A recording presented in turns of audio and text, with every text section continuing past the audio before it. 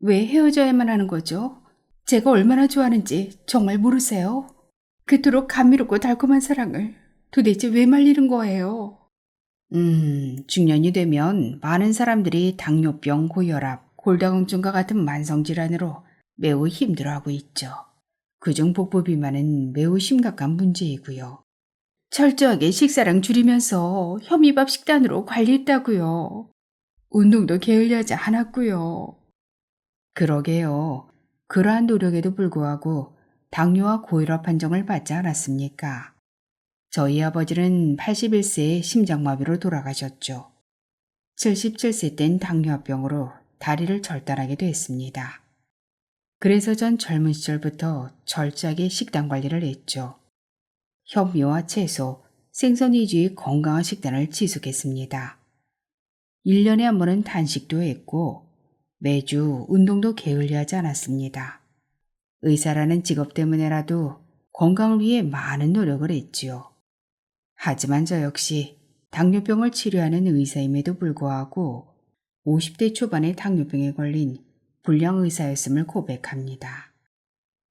저는 저를 비롯해 환자에게 현미와 채식을 기반으로 저지방 저칼로리 식단을 적용했습니다만 호전의 기미가 보이지 않자 저탄수화물 다이어트를 적용해 보았습니다.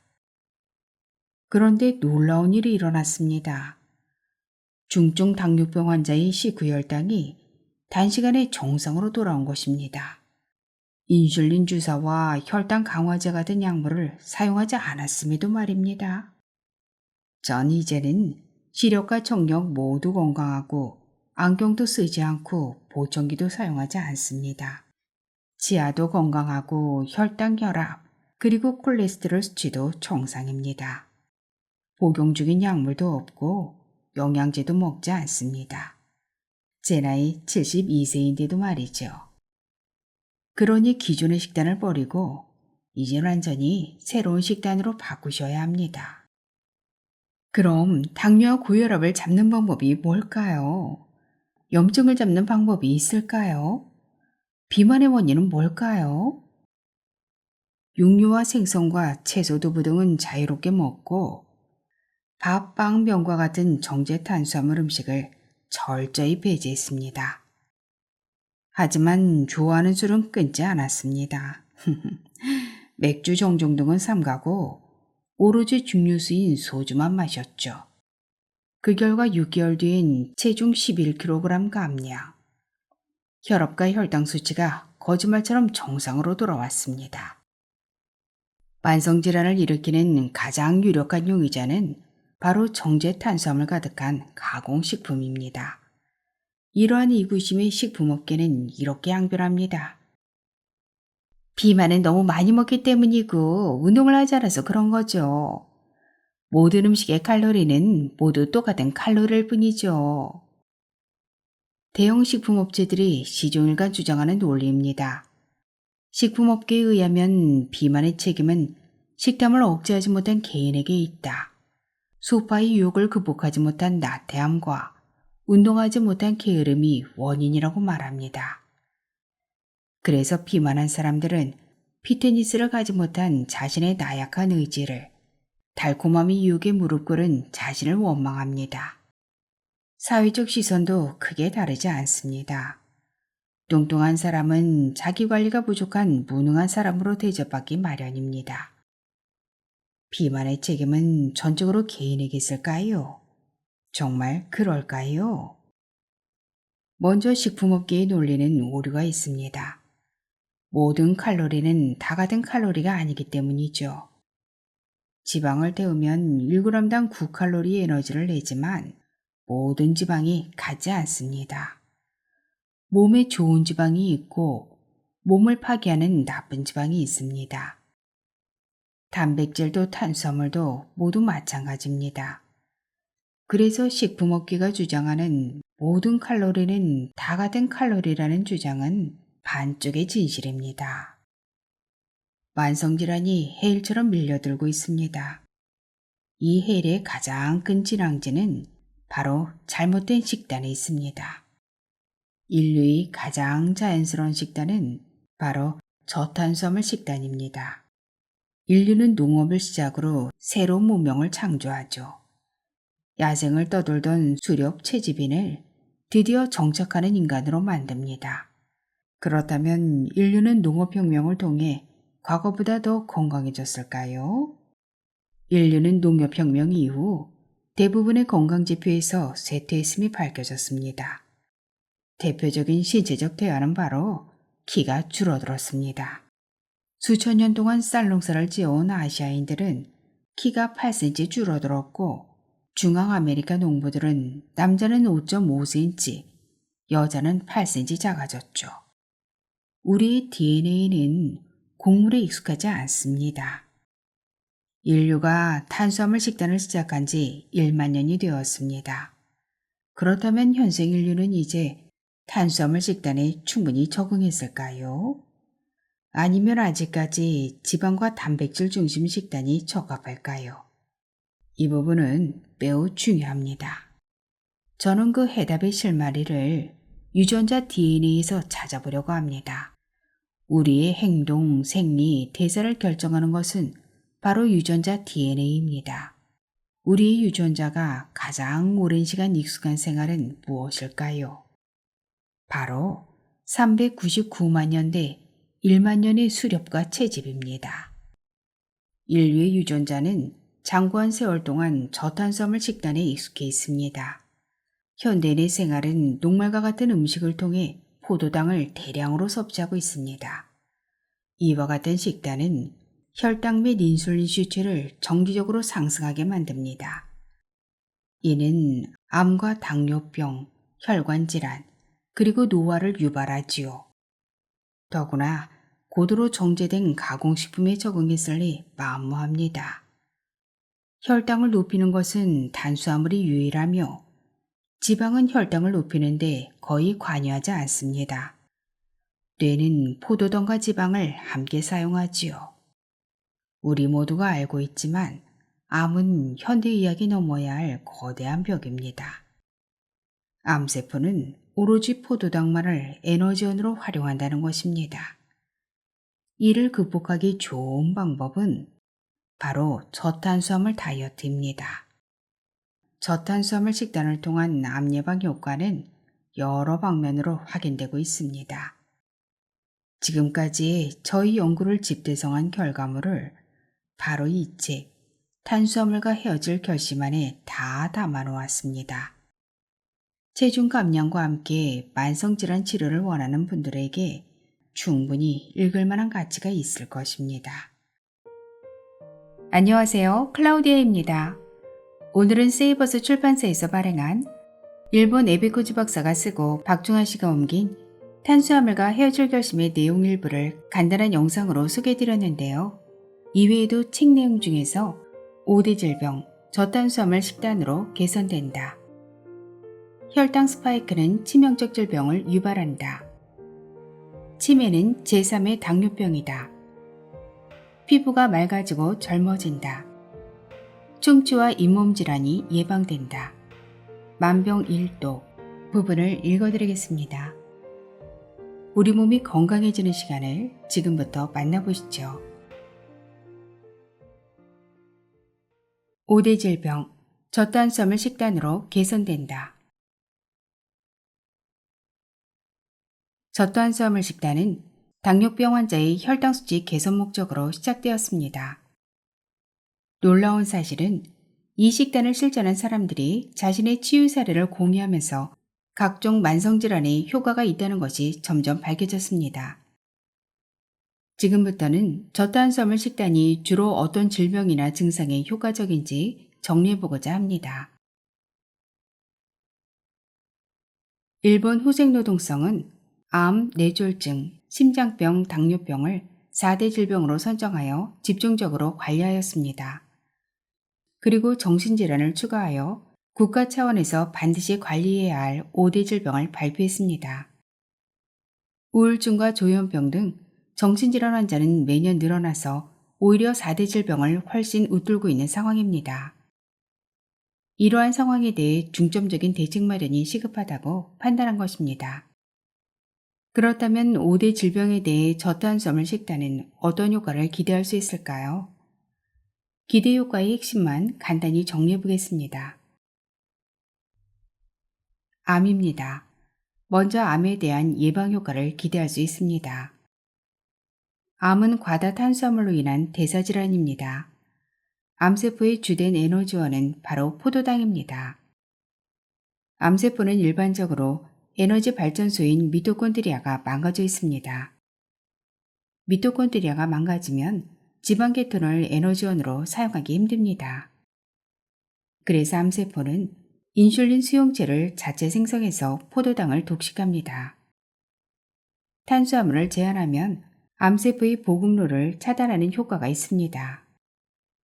다만 세균과 바이러스 감염이 주요 원인인 자궁 경부암과 간암은 저탄수화물의 효과가 미약할 수 있습니다. 암에 관한 부분은 뒷장에서 더 자세하게 논할 예정입니다. 다음은 뇌졸중입니다. 뇌졸중은 혈액순환에 문제가 생겼을 때 발생하는 질병입니다. 저탄수화물의 식단은 뇌졸중의 종류에 따라 효과가 다릅니다. 뇌졸중의 대표적인 세 가지는 뇌경색, 뇌출혈, 지주막과 출혈입니다. 뇌경색은 동맥이 막혀 혈액순환이 원활하지 않아 뇌조직이 괴사하는 질병을 말하며, 뇌출혈은 혈압의 상승으로 혈관 출혈이 발생하는 경우를 말합니다. 저탄수화물 식단을 하면 혈액순환을 원활하게 하므로 뇌경색과 뇌출혈을 예방하는 효과가 있습니다. 반면에 지주막과 출혈은 유전적 원인의 경우가 대부분입니다. 뇌동맥류는 동맥의 일부가 혹처럼 불룩해지는 것을 말합니다. 선천적으로 뇌동맥이 약하거나 뇌동맥 경화, 세균 감염, 머리 외상 등이 원인입니다. 그래서 지주막과 출혈은 저탄수화물로 인한 예방 효과가 높지 않습니다. 다음은 심장병입니다. 심장병도 뇌졸중과 마찬가지로 혈액순환에 문제가 생겨서 발생합니다. 가장 많이 발생하는 질병은 심근경색입니다. 심근경색은 혈액순환이 제대로 되지 않아 심장 근육에 괴사가 발생하는 현상입니다. 저탄수화물 식단은 혈액순환을 활성화하므로 심장병 예방 효과를 기대할 수 있습니다. 다음은 당뇨병입니다. 당뇨병은 고혈당과 고인슐린 혈증이 원인입니다. 저탄수화물 식단은 즉각적으로 혈당을 낮추어 고혈당과 고인슐린 혈증의 문제를 개선합니다. 당뇨병 환자의 경우 저탄수화물을 통해 극적인 개선 효과를 볼 수 있습니다. 저탄수화물 식단이 연구된 계기가 바로 당뇨병입니다. 저탄수화물 식단은 당뇨병 환자를 위한 프로그램이라고 할 수 있습니다. 다음은 정신질환입니다. 우울증은 기본적으로 감정의 기복이 심합니다. 그 차이를 만들어내는 주된 원인은 혈당의 불균형입니다. 저탄수화물 식단은 혈당 안정화를 통해서 우울 증상을 개선할 수 있습니다. 물론 우울증의 원인은 매우 복합적입니다. 혈당 불균형이 개선된다고 하더라도 무조건적인 효과가 있다고 단언하기는 힘듭니다. 특히 조울증과 조현병은 식사 요법만으로는 개선하기 어렵습니다.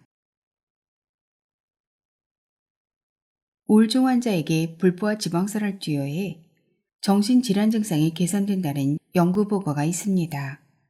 많은 사람들이 스트레스를 받았을 때 달콤한 음식으로 자신을 위로하는 경우가 많습니다.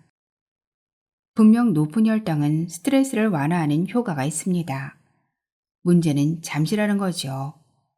특히 탄수화물 중독 증상은 호르몬 변화와 심리적 연관성이 깊다는 사실이 연구를 통해 밝혀지고 있습니다. 지금까지 저탄수화물 식단의 핵심 효과를 살펴보았습니다.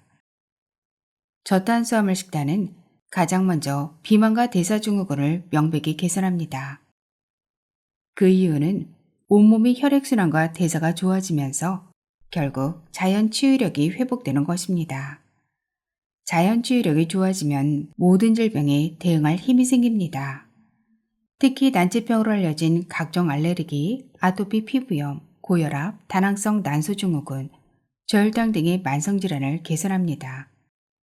저는 드라마틱한 치유 사례를 수없이 직접 목격했습니다.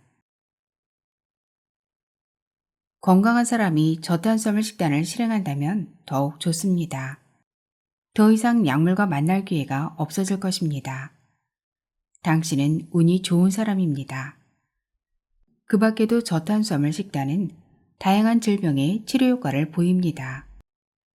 많은 사람들을 괴롭히는 역류성 식도염과 얼굴이 하얗게 올라오는 마름버짐도 극적으로 개선됩니다. 역류성 식도염은 즉시 개선되며 마름버짐은 한 달 정도 지나면 효과가 눈에 띄게 나타납니다. 일상적으로 피부가 매끄러워지고 모발에 탄력이 생길 것입니다. 혈당 스파이크는 치명적 질병을 유발한다. 과거에는 공복 혈당 수치에 주목해오다가 최근에는 식후 혈당이 주목받고 있습니다. 그 이유가 바로 혈당 스파이크 때문입니다. 혈당 스파이크는 공복 혈당과 식후 혈당의 차이가 큰 상태를 말합니다. 혈당 스파이크가 자주 반복될수록 우리 혈관은 쉽게 손상되며 동맥경화증과 심근경색과 같은 치명적 질병이 생길 위험이 증가합니다. 당뇨병이 없는 사람도 안심해서는 안 됩니다. 정상적인 사람들도 밥, 빵, 면과 같은 정제 탄수화물을 먹고 나면 혈당이 6, 70 정도 상승하곤 합니다. 이것을 혈당 미니 스파이크라고 부릅니다.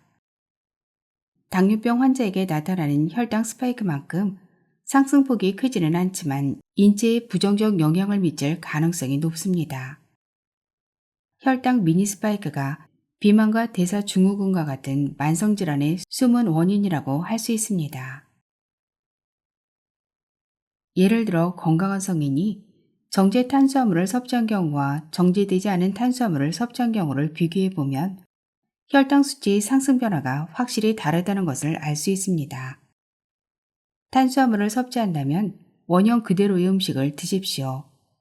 반면에 지방과 단백질을 섭취했을 때는 혈당 수치의 변화가 거의 없습니다. 기억하셔야 할 것은 저탄수화물 식단을 실행하면 혈당 스파이크는 절대 일어나지 않는다는 사실입니다. 예를 들어 20대 여성이 백미 1인분을 먹었을 때와 구운 고기 1인분을 먹었을 때의 혈당 수치 변화를 비교해보면 백미를 먹었을 때는 식후 1시간에 혈당 수치가 165까지 상승해 혈당 스파이크를 일으켰습니다. 반면에 구운 고기를 먹었을 때는 혈당이 거의 올라가지 않았습니다. 섭취하는 음식물의 종류에 따라 혈당 수치는 엄청난 차이를 보이고 있음을 알 수 있습니다. 혈당 수치가 180을 넘어가면 혈관 내벽이 손상되게 됩니다. 그래서 췌장에서는 이 긴급사태를 진화하기 위해 부지런히 인슐린을 추가 분비하는 것입니다. 우리는 세상에 태어나 하루에 3회에서 5회 탄수화물을 섭취하고 있습니다. 그 이상 섭취하는 경우도 많습니다. 우리 몸은 혈당 스파이크의 급격한 파도를 수없이 경험하고 있습니다. 그때마다 신진대사는 위협받고 자연 치유력은 약해지며 췌장은 과로로 지쳐갑니다. 이러한 혈당 스파이크와 췌장의 과로 노동은 알레르기 질환과 만성 질환으로 이어지고 있습니다. 이와 같은 현상이 수십 년 동안 반복된다면 우리 몸은 어떻게 될까요? 중년의 췌장은 지칠 대로 지쳐 인슐린 분비 능력을 상실하고 결국 당뇨병이라는 불청객이 찾아오게 됩니다. 최근 정제 탄수화물의 폭증은 이러한 화재에 기름을 붓고 있습니다. 혈당 불균형을 앓고 있는 사람들은 주의해야 할 사항이 있습니다. 복합 탄수화물은 몸에 좋고 단순 탄수화물은 몸에 좋지 않다는 상식이 있습니다. 물론 복합 탄수화물은 단순 탄수화물보다 분명 좋습니다. 건강한 사람은 현미밥을 섭취해도 혈당이 40 정도밖에 오르지 않아 대사가 안정적입니다. 하지만 당뇨병 환자는 현미밥일지라도 150 이상 혈당이 급상승합니다. 그러니 혈당 불균형을 앓고 있는 분들은 복합 탄수화물일지라도 주의가 필요합니다. 지금부터 저탄수화물이 필요합니다. 치매는 제3의 당뇨병이다. 세상에서 가장 슬픈 병, 바로 치매입니다. 치매는 인간이 지켜야 할 최소한의 존엄을 잃어버리게 만듭니다. 치매의 근본 원인은 무엇일까요? 치매를 발병케 하는 원인은 너무나 많습니다.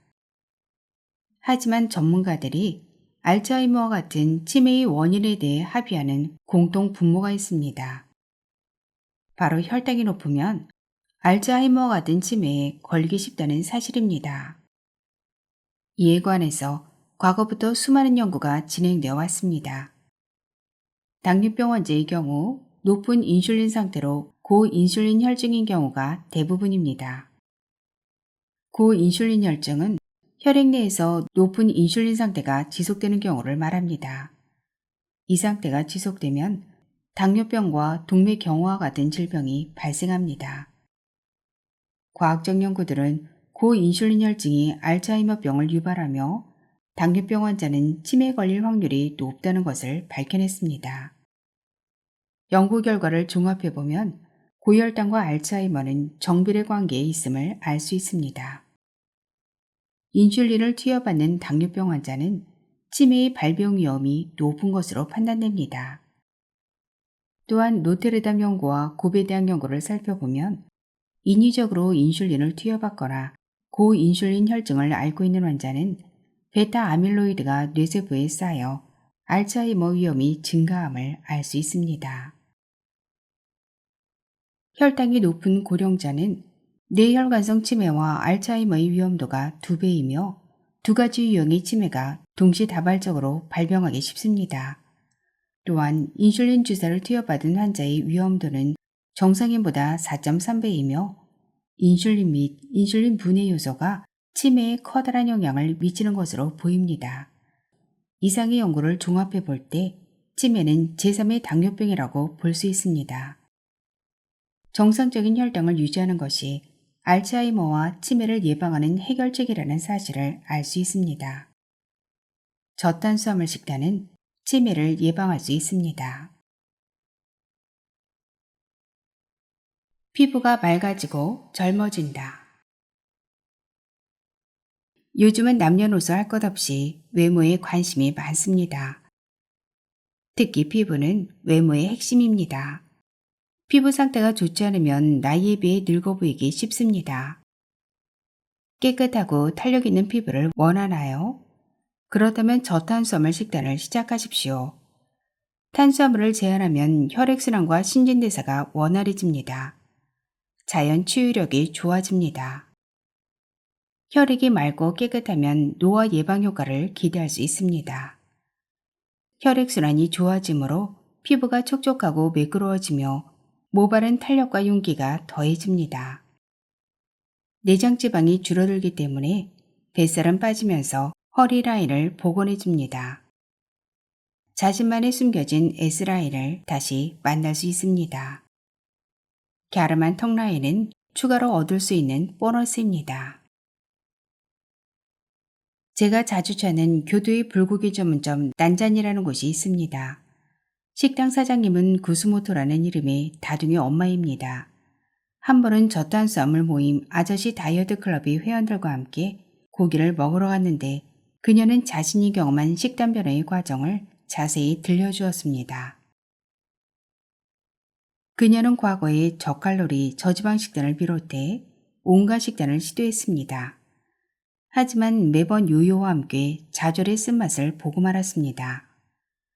잦은 다이어트로 피부가 상해서 피부 관리실까지 다니느라 비용도 많이 들었다고 합니다.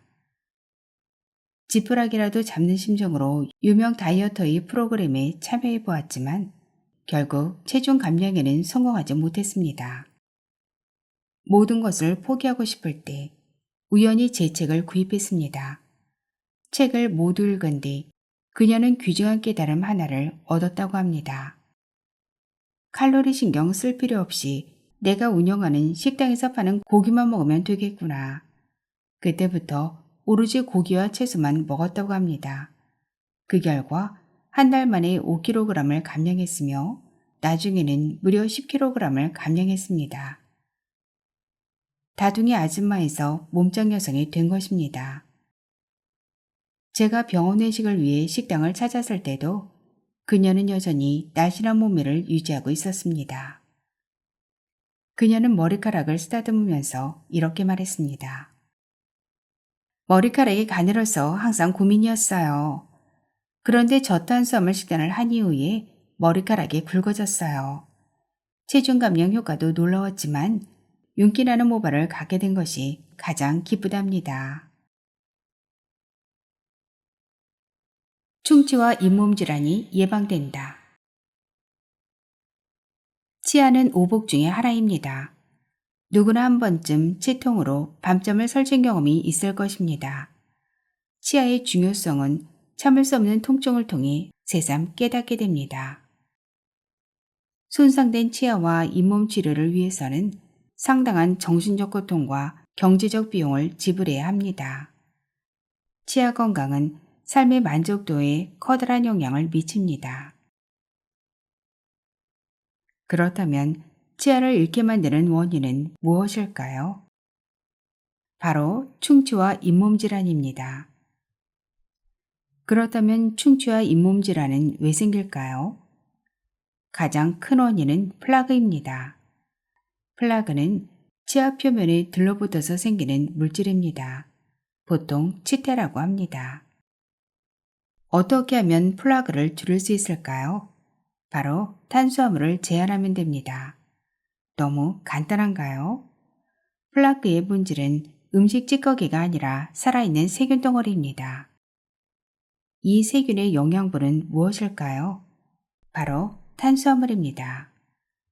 탄수화물 섭취가 많아지면 많아질수록 입속 세균은 풍성한 동네 잔치를 벌이게 됩니다. 잔치가 소문이 나면 세균들은 급속히 증가하게 됩니다. 세균은 포도당을 분해하여 에너지로 삼습니다. 이와 동시에 세균은 포도당을 흡수하고 치아를 녹이는 산을 쓰레기로 배출합니다.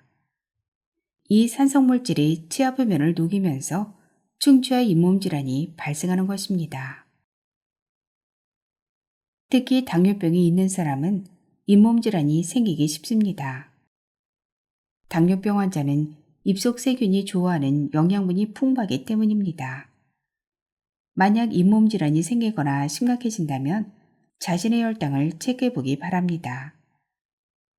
특히 50세 이후부터는 탄수화물을 제한하는 것이 치아 건강을 지키는 해법이라는 사실을 기억하기 바랍니다. 지금 건강한 치아와 잇몸을 지키세요. 만병일독. 만병일독이라는 말이 있습니다. 만 가지 질병은 하나의 원인 때문이라는 의미입니다. 그렇다면 그 하나의 원인은 무엇일까요? 바로 혈액순환입니다. 혈액은 살아있는 생명의 근원과 같습니다. 그 근원을 지키는 것이 혈관의 건강입니다. 혈관이 건강하면 혈액순환이 좋아지며 자연스럽게 면역력이 높아집니다. 건강한 혈관을 유지하는 것은 모든 질병 예방의 처음이자 끝이라고 할 수 있습니다. 높은 혈당은 즉각적으로 혈관을 망가뜨리며 혈액순환을 방해합니다. 그렇다면 높은 혈당은 왜 혈관을 파괴하는 것일까요? 여기에는 세 가지 요인이 있습니다. 첫째, 혈당이 높아지게 되면 혈관 내 산화 스트레스가 증가합니다. 산화 스트레스란 체내의 산화 반응과 항산화 반응의 균형이 무너져서 산화 반응이 우위를 차지하는 상태를 말합니다. 산화는 어떤 물질이 산소와 결합하거나 수소를 잃어버리는 것을 말합니다. 쉽게 말하면 철에 녹이 쓰는 현상과 같습니다. 세포를 녹슬게 하는 대표적인 요인이 바로 고혈당, 활성산소, 흡연과 같은 독성 환경입니다. 산화 스트레스가 증가하면 혈관의 이완과 수축 기능이 떨어집니다. 이 기능들이 떨어지면 혈관의 동맥경화와 같은 심각한 문제가 유발되는 것입니다. 둘째, 혈당이 높아지면 노화의 원인으로 알려진 최종 당화산물이 혈액 내에 형성됩니다. 최종 당화산물이란 단백질과 포도당이 결합한 물질로 당뇨합병증을 유발하는 주요 원인 가운데 하나입니다. 혈액에 남아있는 포도당은 당화 반응에 의해 혈관벽의 콜라겐과 같은 단백질에 흡착됩니다. 당과 결합된 단백질 일부는 변성 단백질이 되고 이것이 다시 당과 결합하여 생기는 것이 최종 당화산물입니다. 최종 당화산물이 쌓이면 혈관벽이 두꺼워지고 혈관 내피세포에 장애를 일으키게 됩니다. 셋째, 갑작스러운 혈당 상승은 즉각적으로 혈관을 손상시킵니다. 혈액은 일정한 시간 간격을 두고 혈관에 압력을 가하며 항산화 시스템을 가동합니다. 그런데 일시적인 고혈당은 이 시스템을 방해하며 강한 압력을 가해 혈관을 손상시킵니다. 특히 식후 혈당 수치가 급상승하는 경우가 가장 위험합니다. 이를 혈당 스파이크라고 부릅니다. 위 세 가지 요인으로 고혈당은 동맥경화증을 유발하고 혈액순환을 방해합니다. 여기서 기억해야 할 것은 고혈당을 일으키는 3대 영양소는 오직 탄수화물 뿐이라는 사실입니다. 저지방 식사요법으로는 고혈당을 절대 예방할 수 없습니다. 과다 탄수화물 섭취는 혈당 불균형을 일으켜 안정적인 신진대사를 망가뜨립니다. 저탄수화물 식단을 직접 실천하게 되면 고혈당으로 인한 만성질환 위험 요인이 사라질 것입니다. 즉 동맥경화와 고혈압을 개선합니다. 또한 혈당 수치의 안정으로 정신적인 고요함도 얻을 수 있습니다. 낭독은 여기까지입니다. 읽어드린 부분 이외에도 맛있고 즐겁게 먹을 수 있도록 무엇을 어떻게 먹을 것인지에 대한 안내도 수록되어 있습니다. 건강한 인생을 즐기기 위한 저탄수화물 식단으로 탄수화물과 헤어질 결심 한번 해보시는 건 어떨까요?